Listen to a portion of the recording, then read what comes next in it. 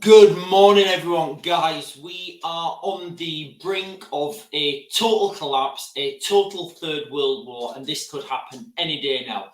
Guys, this is not me saying this is according to Russian members of parliament. I'm going to start this video a little bit different, guys. I'm going to start this from the perspective of the Russians, because there's literally two sides to every argument. There's two sides to every conflict.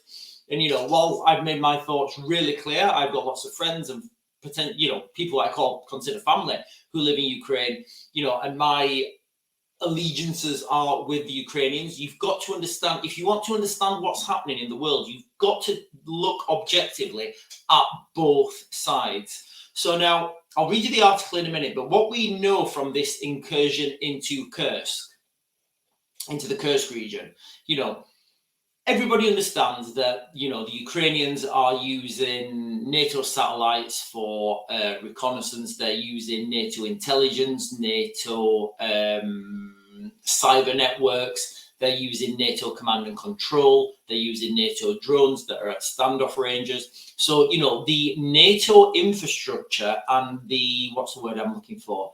The, downstream support is 100% there. Then you've got to look at the equipment that's been sent in. Again, there's no denying that NATO equipment's been sent in there, all shapes and sizes. And then you've got to look at the manpower, some of the manpower that's being used. Now, there were reports out at the beginning of this conflict back in 2022 that it was only the NATO trained soldiers who could do the what's the word I'm looking for, house to house clearing and fighting in built up areas. The Ukrainians lack that training. Now, I would agree with that from my experience. Now, I would say that the Ukrainians have really caught up in their experience. They've really caught up in their expertise and their capacity. I reported this, when I first saw these incursions into Kursk, I was looking at the non-confirmed reports. And again, these are still non-confirmed. But I was looking at the non-confirmed reports on various social media channels, and I was hearing a lot of British and American accents doing command and control, running around, actually in combat. Again, we can't confirm this was even in Kursk, but what we can say is that if it's true what they were saying, then this would make absolute sense, because, NATO forces have heavily invested in light infantry, in advanced infantry, in human beings, rather than putting all their money into equipment and, like the Soviets do. So taking all that into consideration, then let's look at this with the, put our Russian glasses on for a moment. You've now got NATO ISR platforms. So what's ISR? Intelligence, surveillance, and reconnaissance. So you've got basically, NATO satellites, NATO drones, all the rest of it. Literally what I've just said, all the NATO, you literally are fighting NATO. So as far as the Russians are concerned, this was as good as a NATO invasion. Previous members of parliament in Russia have claimed that they are in a third world war. That third world war has started, that they are at war with NATO. And there's a lot of war hawks in Russia wanting to unleash these nuclear weapons. Now, the significance of what's happened recently, it just totally went over the top of my head and I missed it, and I'm sorry. Now, the significance of what's come out recently in the press about the British Challenger 2 tanks being used in this incursion.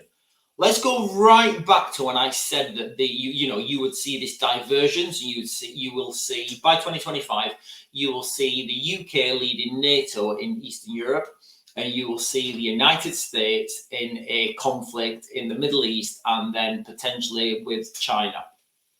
I said this, guys, I've said this long ago, and I've said, if you look at everything that's happening in the world with that perspective, it kind of all makes sense why people's rhetoric is going here, why their rhetoric's going there. And, you really are seeing this divergence now. Obviously, you can look at what Trump said. Trump said he's gonna end the war in Ukraine in 24 hours. He's not. He may have some grand gestures, but even if both sides of this conflict said they would stop, even if both leaders of this conflict said, right, we're going to have a ceasefire, there will still be, you know, there will still be a conflict there for the next 10, 20 years. That's just how things happen. Sorry, guys, I'm not quite caffeinated yet. So now we can see this divergence. It makes more sense why the mainstream media is all over that British tanks are used in this Kursk region. Two things that strike me. First of all, well, maybe more actually, but two main things. Two main things that strike me are the mainstream media pushing this British tanks, British tanks, British tanks. Okay, I'm sure there's a lot more tanks and a lot more equipment, but they're really focusing on these British tanks. Why? It's to kind of get people susceptible to in British equipment, British people, British infrastructure being used in this assault. Also, if you're planning an operation, if you're planning a big insertion into a country, or well, let's say what it is, you know, if let's say that the Brits were planning an attack into the Kursk region, and I'm not saying they are, guys, I'm not saying anything, I'm speculating here, okay? So let's say that the British were, you know, some British, either, I don't know, we can say some deep special forces guys with their tuxedos are sat behind the line and they're planning a mission. What kit and equipment are they going to use? Are they going to use kit and equipment they don't know, they don't understand, they've never used, they've never trained on, they don't know the capacities, they don't know they don't know how to use them properly? Or are they going to go to what they know? Guys, they will go to what they know. There's an old phrase in the military, you know, you go to what you know, you know. So if you're trained on a certain piece of equipment, guess what? You're going to use it. So if the Brits did plan this, and I'm not saying they did, I'm speculating, but if the Brits did plan this, they would use their own equipment because they know it better. You know, you can't. It's very easy for people without, you know, military background or military understanding to sit back and think, oh yeah, tank's a tank. They've got, you know, oh yeah, they've got that. They can use it. Yeah, it's fine. You can't, you know. Even when people are trained on this, think about your driving license, right?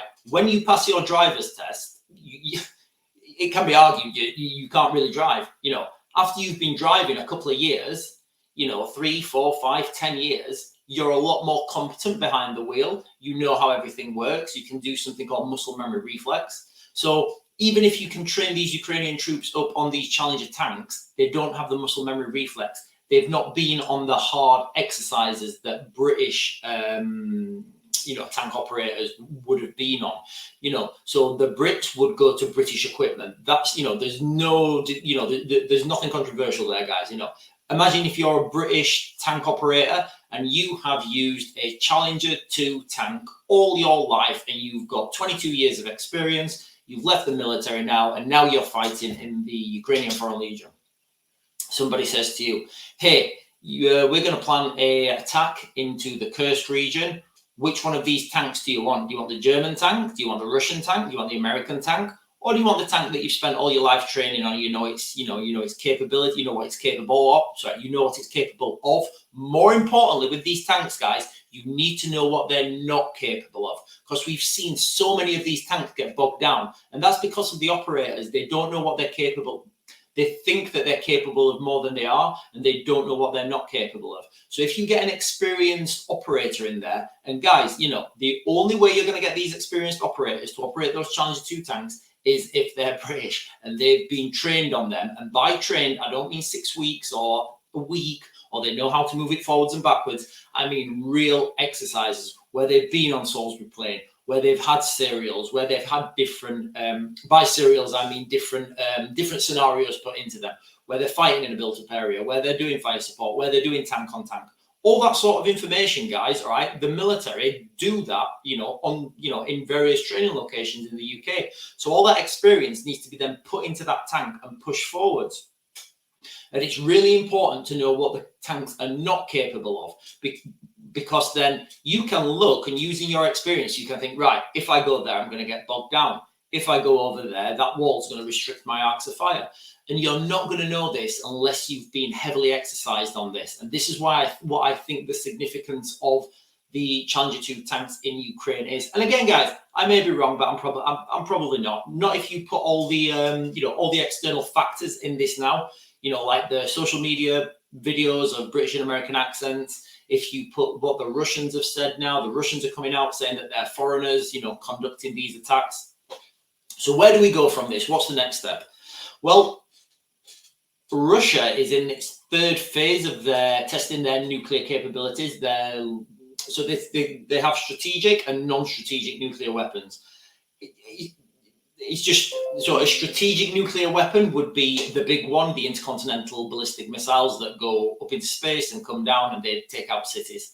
The non-strategic ones would be the smaller ones, which would be, I want to say low yield, but then they're not low yield. They're mini nuclear bombs, basically, that can be fired on the battlefield. These things can be put in Kinzhal missiles. I believe they can be air launched. So that's the type of thing that they're looking at. What we could see very soon, because, you've got to look at, we could see very soon the Russians using these nuclear weapons, because they've already said that they will use them back in 2010. This was their nuclear doctrine. It was their nuclear, their nuclear deterrent, their nuclear stance. If a threat comes to Russian mainland, then our nuclear weapons are authorized. Everybody knows this. It's been out there since 2010. It's not new. It's what they've been using since 2010. So that's the reality now. The Russians need to look at this. The Russians will be looking at this situation. They'll be looking at this and thinking, right, okay. And then the Russians will be looking at this from the NATO point of view, and they'll be saying, okay, right, the Ukrainians are pushing now. They're pushing really hard. We're losing towns and cities. Well, not cities. We're losing lots of ground every day, more and more every day. And the further that the Ukrainians push, the more likely it is that the Russians are going to use these nuclear weapons. I said initially on this, when I was talking about this post, I said Putin has a choice whether to use artillery on his own towns, on his own cities, or whether he's going to then look at using the nuclear option. What we found out is he's been using airstrikes on his own towns and cities, and this is an absolute disaster. It's a catastrophe for the Russians, because the Russians, they will see Putin cannot protect them. Now, as futile as some people may put this out, this is a huge morale boost to the Ukrainians. And if they can keep this momentum and keep pushing forwards and take as much ground as possible, then it's going to change the whole dynamics of this conflict, because the Russians now, they're thinking, right, okay, if NATO pushes further into this location, we could see a collapse of Russia. And guys, honestly, my personal opinion is that Russia is going to collapse. I think it will collapse financially, economically. I think they're on their bones. It's hard to say because, a lot of their war economy is strong at the moment, but as you can see from this incursion into Kursk, the push into Kursk isn't, it isn't doing them any favors, because the Ukrainians have seen now that they can push into that country. So even though their economy is strong and it could fail, even though their economy is strong, it still could fail in the context that if there's a mass humanitarian crisis and hundreds of thousands of people having to evacuate, that economy is going to go, because those people working in those factories or in those garages or in whatever, to provide those weapons for the military industrial complex, they're gone. That's over. That's finished. It's not coming back. And the further the Ukrainians push, more people have to evacuate, the more likely this is going to happen. And obviously the Russians know this. So this is why behind closed doors now in the Kremlin, in Moscow, wherever they're doing it, they'll be worried about this, because they'll be worried about the emboldenedness, if that's a word, of NATO, of the NATO push. Equally, on the other side, the Russians know that NATO is at full capacity. The Russians know that all the arms manufacturers are at full capacity. They know that all the tanks are at full capacity. So right now, for both sides, if one side wants to finish the other side off, right now is the time to do it. When both sides are weakened, both sides are weakened in the context that Russia's weakened because there's an incursion onto its land. The Ukrainian side and NATO are weakened because all the manufacturing capacities are up to full standard, and and NATO still can't produce enough ammunition to give to the Ukrainians so they can, mount a sufficient defense, because also as this happened, the Russians started to push hard in the south of in southern Donetsk, and they're pushing hard and taking ground. But the main story is this push into the Kursk region, and these things, just the destabilization of this whole region. At any point, this could break out into, well, I mean, it is a full-blown war, but at what point are we going to start seeing, NATO countries attacked? I think it was 2 days ago when we saw, what was it, Lindsey Graham, he's a US senator. He's now calling for US pilots to volunteer to go and fly the F-16s from Ukraine. And again, just think about this from the Russian perspective. As far as the Russians are concerned, they are at war with NATO. So as far as the Russians are concerned, why would they not push as hard, as fast, and take as much ground as possible? So guys, I'm just going to quickly share an article.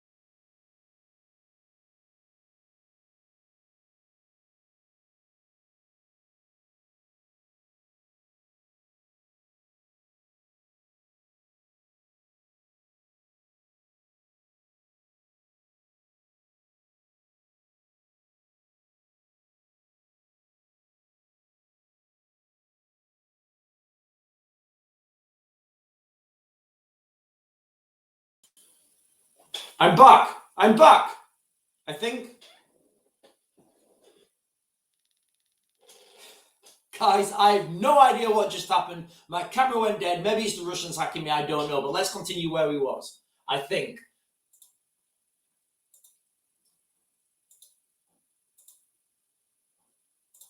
Right. Sorry, guys. I have no idea what happened there. The camera just went dead and then it came back on. So I do apologize. Anyway, world is on the brink of world war, claims Russia, considering blah, blah, blah.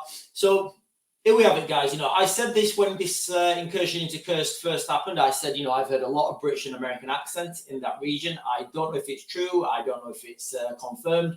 But here we have, the Russians saying irrefutable proof of foreigners participating in the attack on Russian territory. One could come to the conclusion that the world is on the brink of a third world war.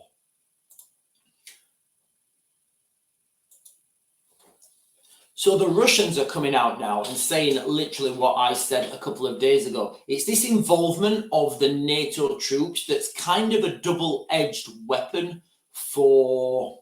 It's kind of a double-edged weapon for NATO, in the context that the threat of using NATO troops isn't a threat if you've already used them and the Russians have defeated them.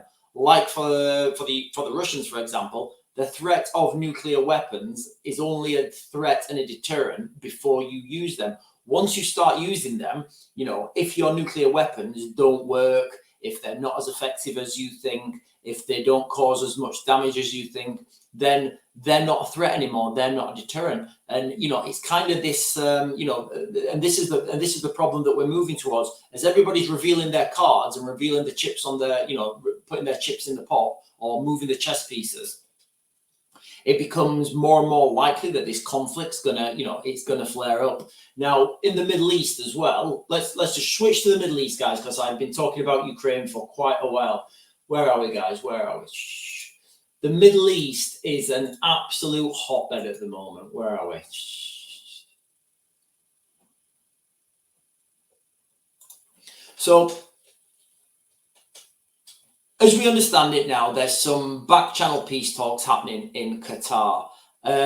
David Lammy, the UK, what is he? The Foreign Secretary is going to Qatar to help with these peace talks. So you can ascertain from that whatever could go wrong will go wrong now. So the peace talks in the Middle East look like they're just a stalling chip for both sides. What people don't understand is historically, the Iranians and the Palestinians are not, they're not allies. They're not friends. They don't get on. They don't particularly like each other. Now, I'm not going to say these guys are not going to ally, because what we've seen recently in the United Kingdom, in Northern Ireland in particular, is, Catholics and Protestants uniting, and I never thought I'd see this. You've seen these two flags that have been at literal war with each other for the last 50 years. You're seeing these guys now holding arms because there's a common threat. So what you may have now is a uniting of the Middle East. Well, yeah, so you may have a uniting now of the Middle Eastern countries that were previously hostile towards each other because they all want to fight the common enemy. Now, these peace talks, guys, be under no illusion, they are just stalling for time. I think, well, from what I said yesterday and what I spoke to my friends yesterday in Ukraine, they're looking at the 24th of August being, everything flaring up on the 24th of August, because that's the Ukrainian Independence Day. And as well with this, if you remember back in 2000, I don't know if you do, but back in 2000, there was a Russian ship that sank. It was called the Kursk. And now the Kursk region of Ukraine has fallen. I think these two dates line up, so I don't know if there's any significance on there. But people like to look at significant dates. When you're planning something, when you're doing operational planning at at government level, you will look at dates and you'll say, right, okay, because you need to pick a date, you need to have something to work from. So you will just look at it, and most of the time, this is not some sort of deep esoteric meaning. It's just literally, right, what dates are coming up? And they'll say, right, I don't know, right, the bank holiday Monday, right, okay, bank holiday Monday, right, okay, let's try and get everything done before bank holiday Monday. Then, and then that's just the date. Equally with these things, if the Russians are planning an assault, they'll say, right, what dates are coming up around like a couple of weeks or whatever, and they'll say, right, okay, 24th of August, that's Ukrainian Independence Day, and the Russians will say, right, okay, let's try and retaliate on that day, and it's not, a lot of people say, oh, it's got deep esoteric meaning. It hasn't. It's just when you're doing operational planning, that's just what happens. You go to these dates and, you work back from these dates. You don't always hit them. Sometimes you have to delay them. Sometimes something will happen and you have to shake on it, or you might even, bring it forwards for whatever operational reasons. But that's why dates are used, and people think there's some esoteric meaning and some, I don't know. Anyway, that's the reason of it. So these peace talks in the Middle East, they're just going to be stalling for time. And I think they're stalling for time because the Iranians, they understand that once they attack, they understand there's going to be another attack coming back. So I think they're not planning their attack. They're planning, hang on, but let me get this right. I think they're planning their response to the retaliation of Israel. So I think that's the reality of the situation. Now, is this going to involve tanks, troops, aircraft? We don't know. But, the Iranians, they have come out and they have said 100% they are going to retaliate, to the extent that they actually laughed off Keir Starmer's phone call and said, yeah, Keir, we're not... we're good. Thanks for your comments, mate, but we're good. But now, obviously, Keir Starmer sent his top man, David Lammy, so you can only imagine how these peace talks are going to go, especially in the Middle East. It's going to be wild, guys, okay? These peace talks are going to be wild. And, I don't want to be overly negative to the government because, I think on a individual level they do try, but their competence level is just not there. And we know this because what we've talked about previously with with ideological subversion.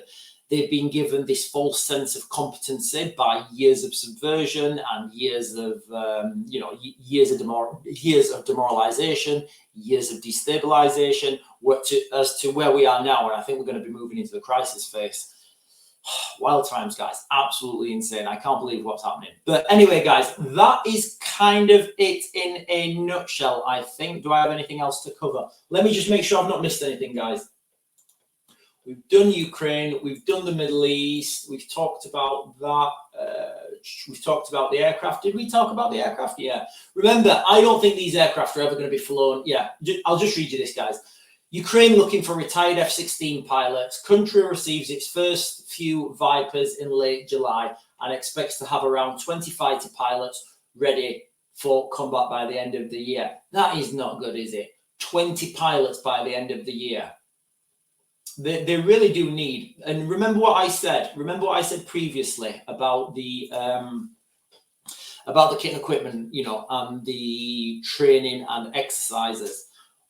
Imagine with the tanks again, but now you're looking at the aircraft. You know, I've never flown a fast jet. I've never, you know, so I've got no experience in them. But what I will say is you can kind of imagine that, like any piece of equipment, any piece of machinery, you need to be trained on it, and you need to have be exercised on it, and you need to be experienced in it. You know, I can go and teach my little girls how to move a car forwards and backwards. Does that mean they're expert rally drivers? No. Does it mean they can move a car? Yeah, they can. You know, so these two things don't go hand in hand. Just because you can do the basics on an F-16 doesn't mean you can go up against the Russians in, you know, in a dogfight, in, you know, air support roles or whatever. You know, that's why you really need the guys with experience, because like tanks, like vehicles, like any NATO military, once you're in the military, you do training exercises. And those training exercises, there will be a different scenario each time. So, you know, and they'll all be different, and they'll all be likely to the enemy threat, and they'll all be, you know, geared up against, you know, peer on peer combat, which is what we're going to be seeing very soon. So that's why, you know, I don't think the Ukrainian pilots can really be. I don't think the Ukrainian pilots will be able to. Right, let me get this right. I don't think the Ukrainian pilots will be able to operate those aircraft to their full capacity. Yes, of course, they'll be able to fly them. They'll be able to use them in whatever context they can. But I think if you really want to get the best out of those aircraft, and it's not, guys, this is nothing controversial. If you want to get the best out of those aircraft, you need the best pilots, and the best pilots will be experienced, and experienced pilots only come with time, guys, and that's the reality of that situation. Anyway, guys, I'm going to mag to grid. I'll give you guys another update later on. Remember, it's Friday, so make yourselves careful. I'm going to mag to grid, guys. See you later.